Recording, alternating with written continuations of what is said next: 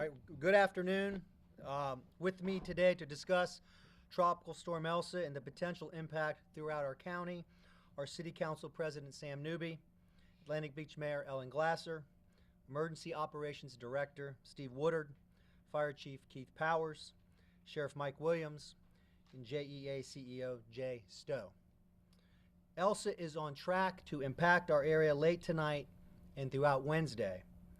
The latest track shows that we should begin seeing rain and wind late tonight, with conditions worsening overnight and continuing through Wednesday. While we are on the edge of the cone and not expecting widespread damage, there's still a chance for flash flooding, strong winds, tornadoes, and severe thunderstorms. While we are no stranger to these conditions, it is important that everyone is prepared. Not just for Elsa, the first named storm to impact us this year, but for the remaining months in hurricane season.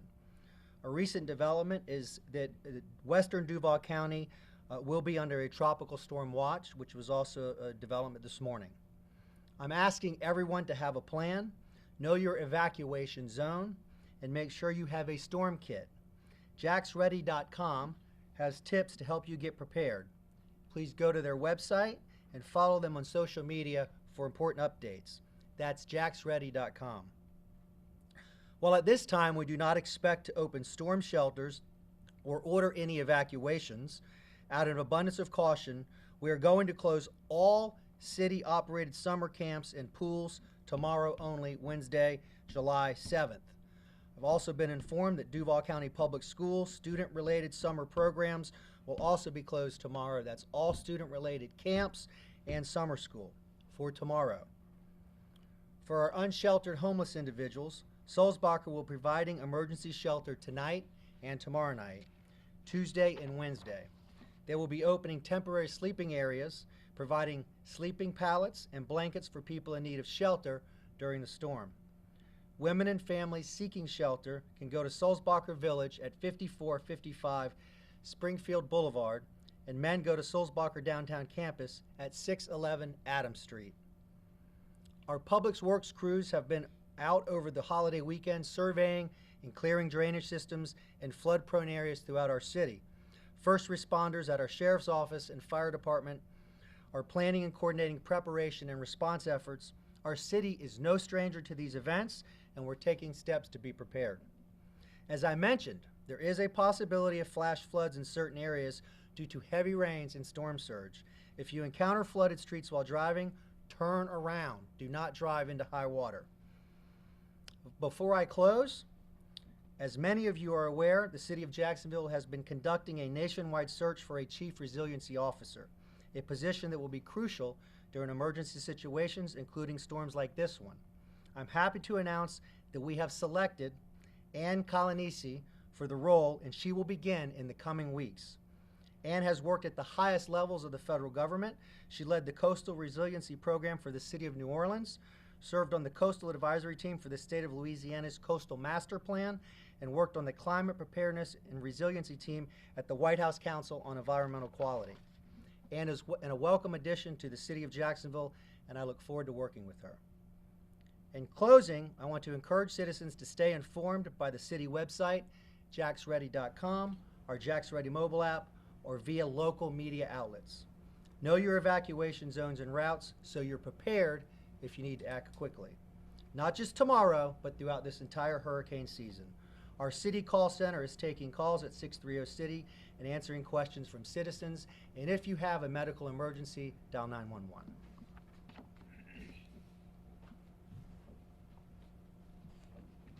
Good afternoon.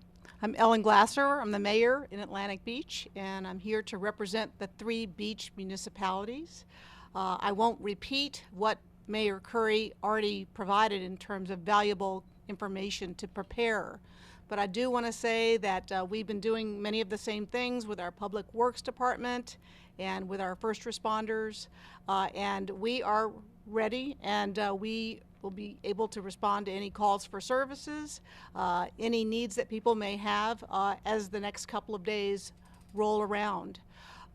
We appreciate the work that the county does to support us in these emergencies, and we are a pretty tight community. We work very well together.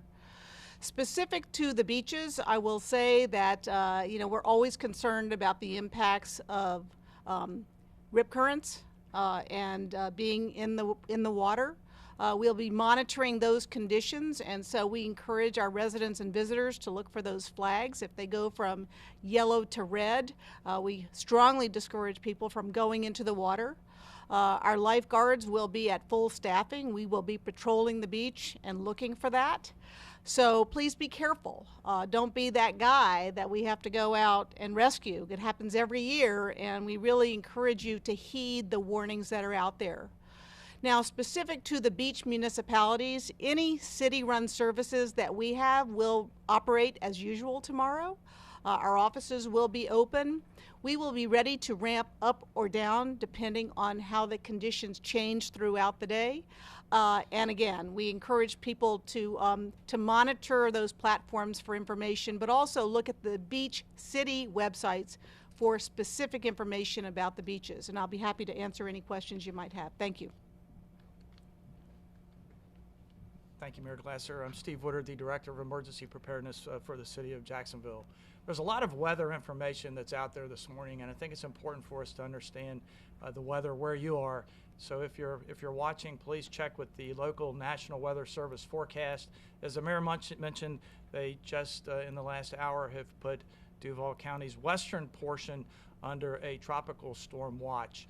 No other parts of Duval County are under a tropical storm warning at this time, but we do expect heavy rains over the next 24 hours. So people should be prepared for that, particularly in the low-lying areas where we normally see flooding along McCoy's Creek or Hogan's Creek up in the Moncrief area.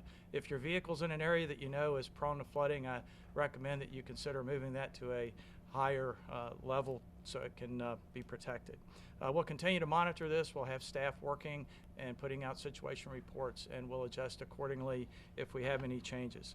So watch out for the winds and rains that will start later today, and particularly in those low-lying areas. And we're into hurricane season, so it's a good time to be prepared. The Know Your Zone information is also in jacksready.com. Have a kit and have a plan. Thank you.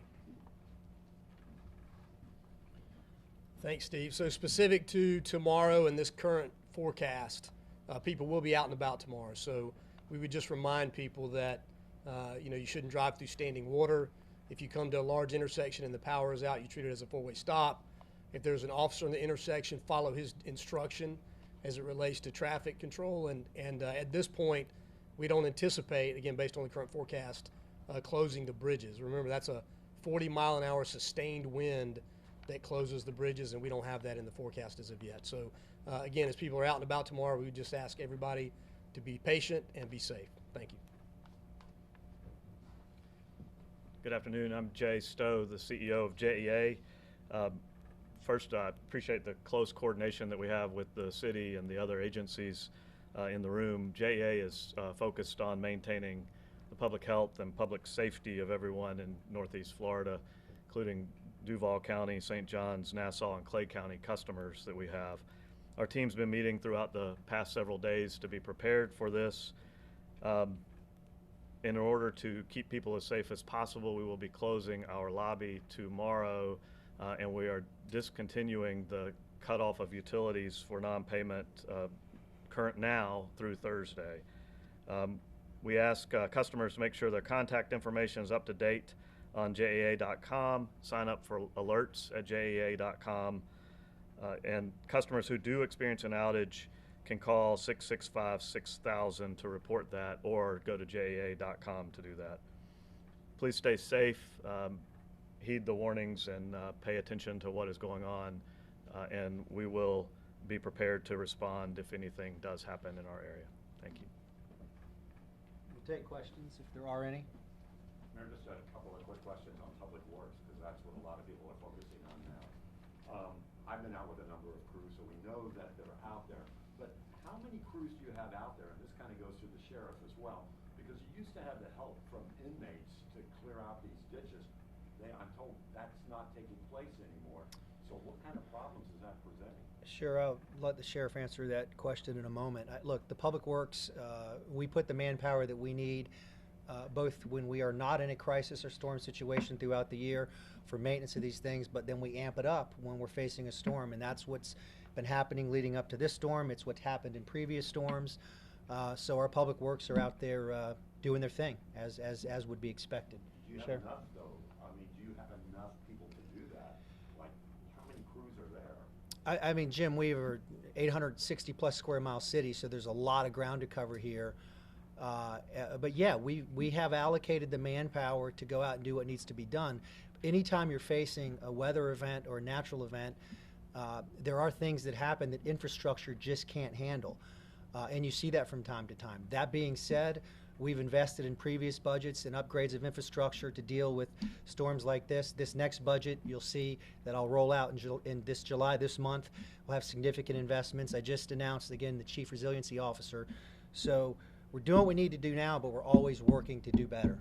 Sheriff? So, Jim, as you can imagine, we've done a lot of work in the last year and a half or so to really, keep COVID protocols in place at the jail. And we're going to continue to do that for the foreseeable future. That's why we don't have those work crews out in the community. So we're responsible for the health and welfare of those inmates. And at this point, we think it's best, that we limit that exposure to the community at large. We're constantly evaluating that in conjunction with the health department and our other partners, and that may change, that posture may change in the future, but as we stand here today, we still have those protocols in I place. mean, that was a pretty main thing to help with the city in doing this, and it's not there anymore. I mean, do you see that can be a problem? Well, absolutely, but again, we're responsible for the health and welfare of the inmates as well. So I'd hate to send a crew out, have them come back into the jail, and then I have a massive issue inside the jail as it relates to COVID. So again, we're constantly evaluating that, and we realize that a lot of people have utilized that, especially the city, to help in times like this. But unfortunately, from a priority standpoint, right now, health and welfare and the integrity of the jail system is what we're most concerned about. And I would add, look, big city, there is no such thing as 100% risk mitigation in anything. Our Public Works knows areas that are prone, and they work those areas. If someone sees an issue in their neighborhood, they should call 630 City and report it, and we have manpower that will go out and take care of it. Mayor Curry, question regarding the crews also. Today, since we do know, certain spots of Duval are trouble spots, even just during a storm, can you tell us what areas crews are going to focus on today as they take a look at those storm drains ahead of Elsa and getting things cleared out? Are there certain areas getting extra attention? I mean, look, there's a list that we're going to have to deal with. Obviously, San Marco, Ken Knight Drive. I mean, there's a long list of areas that we know are prone to flooding, and those areas are being focused on. There's also areas where we've had citizens that will report, debris or garbage in a space that needs to be cleared. So that's what I would encourage folks. If you see an area that you believe needs to be cleaned, call 630 City. This isn't our first rodeo. We've been previous mayors before me have had to stand up the emergency operations and go through this. We've had a very active 6 years since I've been here. Our Public Works Department has been through this numerous times, and they're out doing their job. Just have one last question for you while you're here. We obviously found out yesterday that Councilmember Pittman has COVID, is in the hospital. Are you guys able to comment on the council president as well? How is she doing if you talk to her? I'll let Council President Newby speak to any personal information he might have. I would just say that, look, I've known, first of all, Jacoby's a friend. I knew of her long before I knew her as a colleague and a friend. And we've learned the unpredictability of COVID over the last year plus.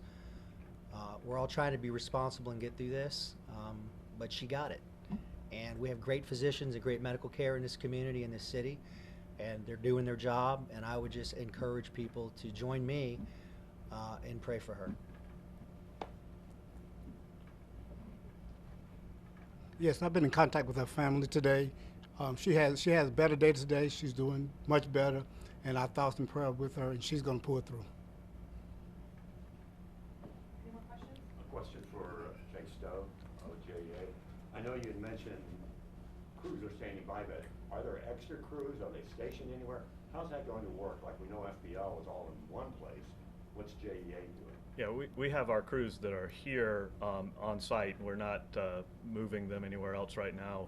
We've had communication with other agencies for mutual aid to be prepared either to call on mutual aid if we need other people to come help us, or if everything goes smoothly here, that we'll be able to support other areas.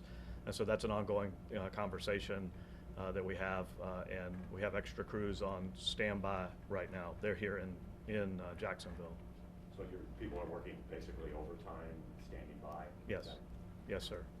Have there been any problems? I know you've been out doing tree trimming, everything like that, but has there been an issue in any area that people need to know? No, we have over the last several years have doubled down the effort to harden the systems to get prepared for both storms like this, and so we've got vegetation management, tree trimming. We are looking at the flood-prone areas for our water and wastewater system to keep that up and running, and we've got a team of people that are ready to respond when they need to. So we know that public works crews, they have a lot of ground to cover. If maybe a public works crew doesn't make it out to someone in time, would you suggest that that neighbor try to clean it themselves? What should they do? No. Call 630 City and report it. I wouldn't suggest that any citizens getting involved in any work that is the work of Public Works. The answer is no. We'll take one more question if there is one. For the Mayor Glazer, just real quick. A little bit not related to the storm, but everybody at the beach is thinking about condominiums and the safety out there. We've not really heard what's going on with the condos in Atlantic Beach and from the Jacks Beach. What's happening out there? And a lot of people are thinking about that with the storm. Sure. Well, we are talking to our building officials. In Atlantic Beach, of course, we have a 35-foot height requirement except for our one hotel, that's One Ocean. So we're talking to the owners of those facilities and making sure we monitor what's happening as far as the state guidance on this. We haven't identified any areas of concern at this point, but we are definitely talking about this and trying to learn the best practices moving forward in the future. I will say that today, to change the subject, today is not a good day to go cut the limbs in your yard and put them in the street, so we would really discourage that. We've spent a lot of time cleaning debris and ditches and pumping out retention ponds. Today is not a good day to add to the workload in that respect. I just offer that as a caution to some of our residents out there. So I'm not sure that I totally answered your question, but it's a process. But are you concerned with the inspection rate on that? Like, do you think things need to change? Sure, we are concerned, and I've spoken to our city manager about it in terms of our condominiums that we have in Atlantic Beach, in terms of what should we be doing. I can't really speak for Jacks Beach, which has a lot taller buildings than we do. Thank you.